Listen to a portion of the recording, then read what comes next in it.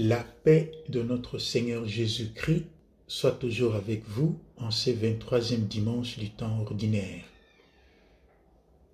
L'évangile de Marc nous présente la guérison d'un sourd-muet.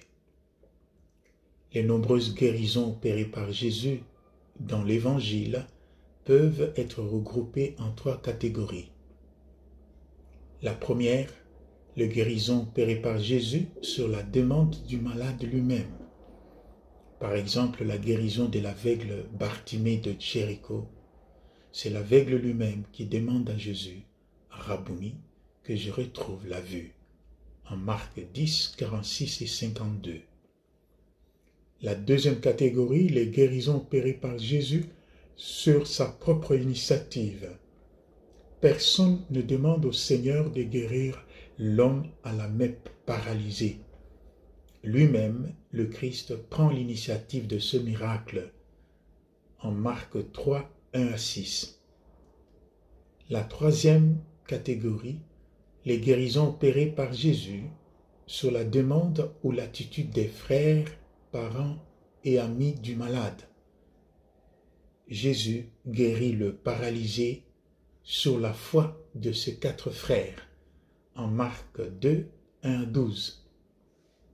Et dans l'évangile de ce dimanche, nous avons aussi le sourd-muet qui est amené vers Jésus par les autres.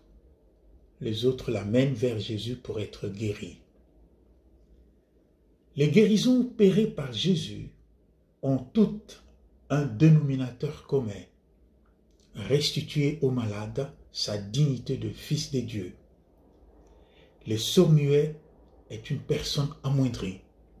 C'est une personne qui a perdu sa dignité d'homme. Sa présence au milieu des autres n'est qu'une absence. Il voit les autres parler, il voit les autres rire, il voit les autres crier, mais il n'entend rien, il ne comprend rien, parce qu'il est sourd. Il peut à peine imaginer, deviner, lisant les lèvres des autres, deviner le sens de leurs paroles. Il a envie peut-être de dire quelque chose, de partager avec les autres, mais il reste incapable de communiquer, de s'adresser aux autres, puisqu'il est muet. Sortir de cette situation de présent absent, de cette situation de mi-homme, et retrouver sa pleine dignité de fils de Dieu, voilà qui peut être le grand rêve d'un sourd-muet. C'est-à-dire la joie d'écouter les autres, la joie de pouvoir communiquer avec les autres.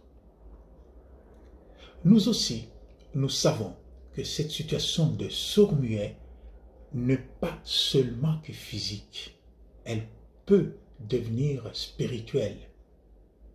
On comprend alors pourquoi, lors de la cérémonie du sacrement de baptême, le prêtre, reprenant les gestes et les paroles de Jésus, touche les oreilles et les lèvres de l'enfant baptisé et répète la même parole de Jésus, Ephata, c'est-à-dire ouvre-toi.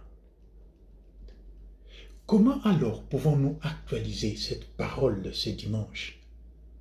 Tout d'abord, comme les frères du sourd-muet, ceux-là même qui ont amené leurs frères malades vers Jésus, nous aussi, nous sommes invités à porter nos frères malades, à prier pour nos frères malades, à intensifier notre pastoral des malades, à nous préoccuper aussi et surtout des autres malades plus que de nous-mêmes.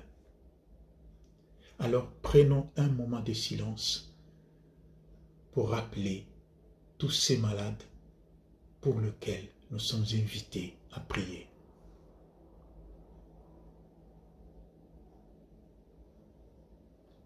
Merci.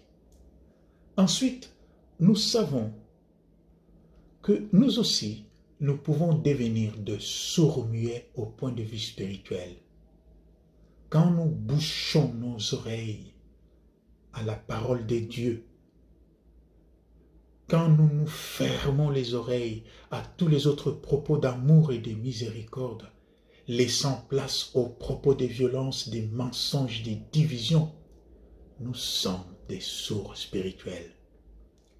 Et quand nous préférons nous taire, sacrifiant ainsi la vérité et la justice, nous devenons des muets au point de vue spirituel.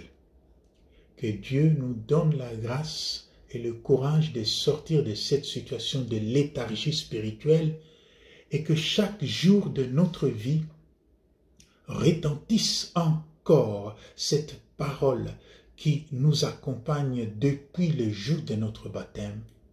Ephata, ouvre-toi. Shalom et bonne semaine.